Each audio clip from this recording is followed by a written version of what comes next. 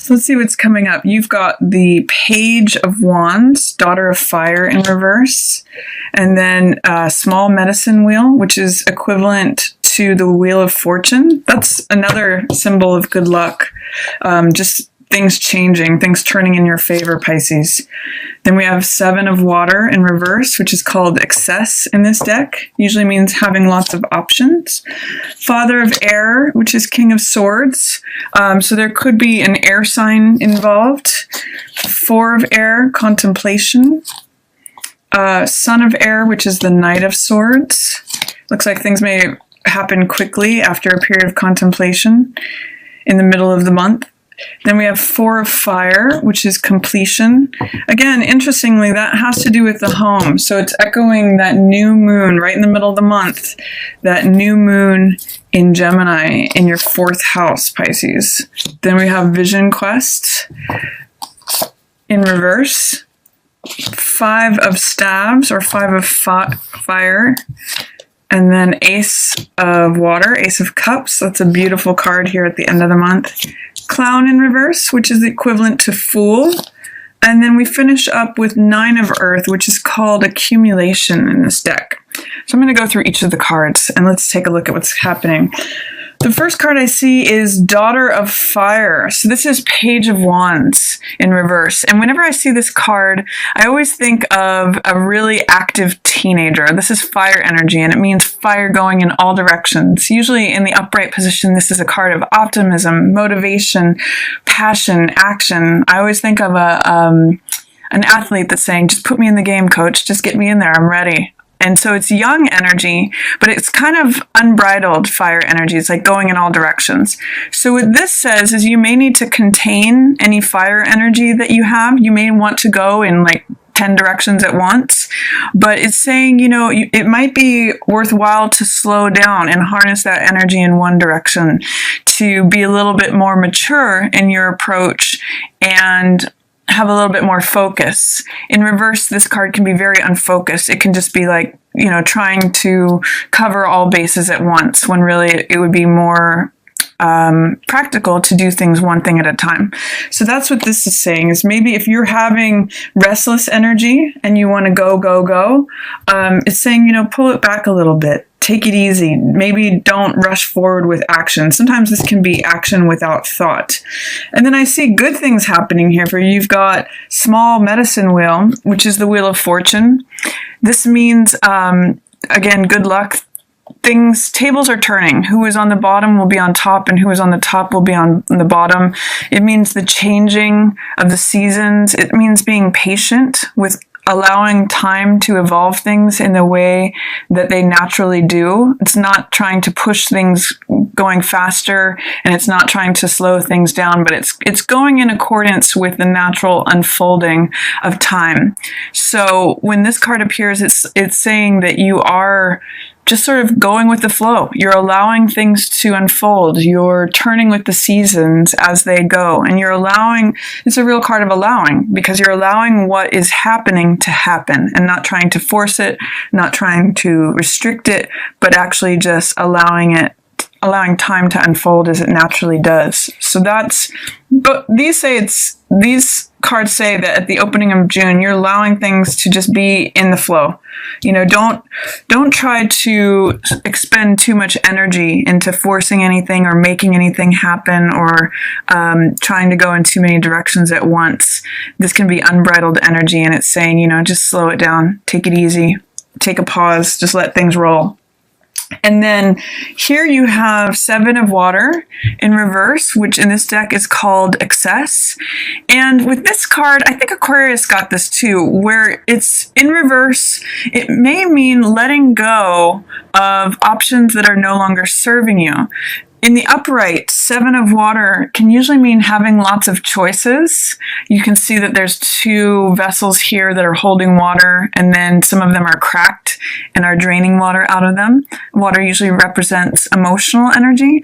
So with the reverse Seven of Water, excess, it means that you may be trimming things away, trimming things out, like taking things out that aren't serving you. Maybe you had a connection that was emotionally based, that is draining you instead of filling you. And this means you're culling away the vessels that are draining water out, essentially, the ones that aren't holding anything, and keeping the ones that are solid, are whole, are providing sustenance to you. So I'm kind of just seeing this as clearing clutter in terms of options and choices, and trimming the fat. Like, you know, if this is a card of excess, in the reverse, it's saying it's getting rid of the excess, getting rid of the vessels that aren't holding water. And then we have Father of Air. This is King of Swords. So this is someone who is usually an expert in their field.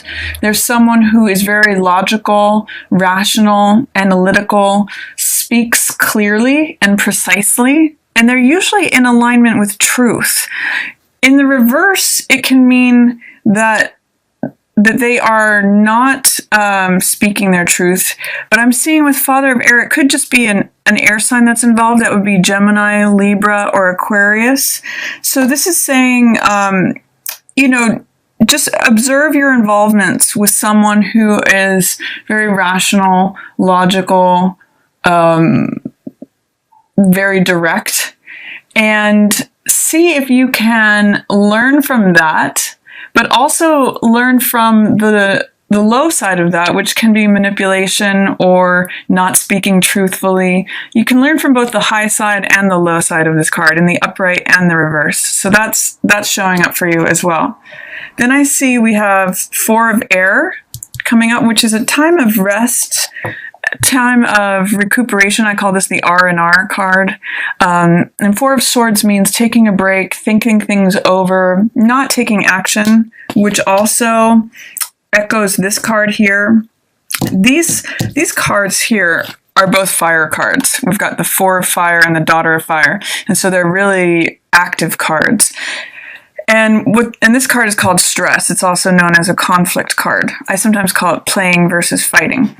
But what this is saying is take a break. Don't get involved in where all the fire energy is, the unbridled fire. You know, just take a pause and take a break from the action. Reflect. This is a card of being quiet, of recuperating, reflecting on things, thinking about things, meditating, just letting your thoughts sort of turn over in your mind. In many of the cards, or many decks, it's got three swords hanging up on the wall, which is figurative of hanging your thoughts up on the wall and just kind of musing on things, not taking any direct action. So that's showing up for you at the middle of the month. Then I see the Son of Air, which is quite different from this card, which means going forward quickly. Once you've sort of thought things over and reflected on things here at the middle of the month, this is charging forward. This is a take no prisoners card. This is a card of speaking first and thinking later. So he is very direct, very blunt, he's very incisive. So he's logical, just like this king. But sometimes he rushes forward too quickly. So be careful when this card shows up for you that you haven't been saving up all your reserves of thought and then you just let it all out in one big burst. You may want to pace yourself, but I see a lot of forward movement, after this pause. I see another card of stability. This is Four of Fire, which is completion, again relating to the home. There may be something that you're completing and starting anew in terms of your home, Pisces, especially in the middle of the month, in this new moon in Gemini in your fourth house of the home. So something's completing, and very potentially something new is being planted. You may be venturing out and exploring new horizons with this card, and it may be, you know, a completion regarding the home. What else we have here in the middle of the month is Vision Quest in reverse. So this is a card of revelation, of seeing what's possible. It's a card of having sort of an epiphany, having a vision come to you and seeing where it is that you want to go. He's heading off into, you know, another vista. So with this in reverse, there may be some fear, doubt, or resistance about heading into another vista, having a new vision, going somewhere that is beyond your normal routine. And I'm going to encourage you to look at whatever fear, doubt, or resistance is showing up for you. This is like a new chapter, and it's a new insight, largely because of this contemplation, I believe, and then being able to go forward because of a completion here. So I'm just going to ask you, Pisces, what is the fear, doubt, or resistance to embracing this new revelation, this new vision, this new idea, this new insight, because that's very much there for you. And then towards the end of the month, there's a couple things that are going on. It's really interesting. You've got the Fool, which is the 0 card. It's the potential energy. Anything is possible. Nothing is formed.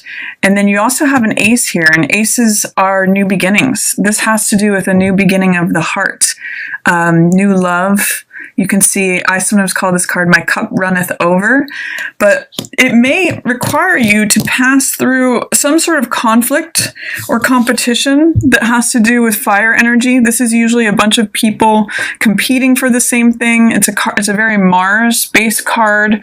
There can be a lot of aggression with this. Sometimes it's sport or open warfare, but it's competition. And I like to look at this card as playing versus fighting. You know, a lot of times it's called stress in this deck, and a lot of times it's looked at as a card of real conflict. But I also like to look at it as, you know, you can either get involved in a war or a fight, or you can look at it as play, and you can adopt a playful attitude towards it. So on the lighter side, this could be a card of flirtation, or it could be a card of laughing at your problems, or seeing sport for what it really is. So I'm going to encourage you, Pisces, if you come towards the end of the month here and you're feeling like others are trying to engage you in competition, or that you are being met with aggression or anything like that, then you just adopt a lighthearted, playful attitude towards it and see it as play.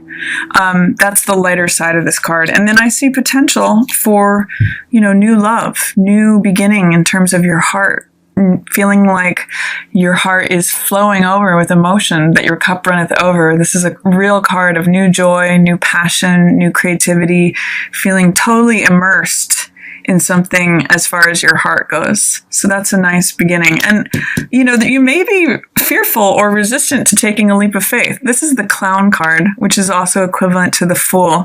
And there's this image of this big cat behind him, which usually symbolizes strength. And you can see he's just about to jump off this cliff. It's a real card of faith, of trust, of feeling like the world is open to you. And it's a card also of being carefree and lighthearted. Fool also has a great sense of humor. This is like the comedian card. So is there a fear, Pisces, with this in reverse about taking a leap of faith, having faith or having trust in the universe? Is there something that is keeping you from that? Because it is showing up for you, and it is connected to this accumulation card. This is 9 of coins, which means having made some good decisions and having had self-discipline of putting yourself in a good place.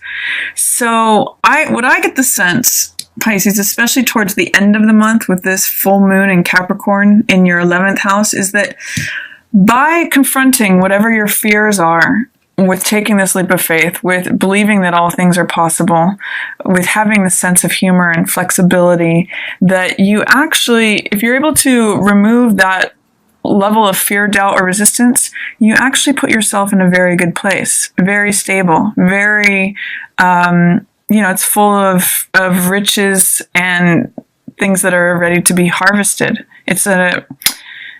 It's allowing these riches to come to you through the belief and the faith that they're possible. In the reverse, it's saying, I don't trust it. I don't believe it's possible. Therefore, it doesn't come. That fear, doubt, or resistance keeps it at bay. But if you're able to challenge that, to open your heart, to receive it, it's all there. You know, the accumulation, the good decisions that you've made so far, the self-discipline that you've had so far, this lightness and this open-heartedness brings you a lot of riches, a lot of, fruits on the vine. So I'm going to encourage you to, it's funny I use that word, encourage you to have courage. Trust that this big cat is there behind you, supporting you. This is your strength. This is your own courage. It comes from the French word for heart. Trust your heart. Trust is a big word for that card of the clown or the fool. Have trust and faith, and then good things come to you. So that's my reading for you, Pisces, for June. I think it's going to be a really fun, really lighthearted, sort of, again, just sparkly month, full of potential energy for you. You may want to take some time to reflect and not have, unbridled going forward motion. You might just want to think things over after you've sort of separated things and find out what serves you and what is dissipating energy, and then see if you can embrace this new vision. See if you can embrace this new trust, this new faith, and potentially this new love. And if there are conflicts that come to you, try to keep a lighthearted attitude towards them. Look at it as play instead of challenge and conflict. So that is my reading, and if you enjoyed it, feel free to give it a thumbs up or share it with another Pisces.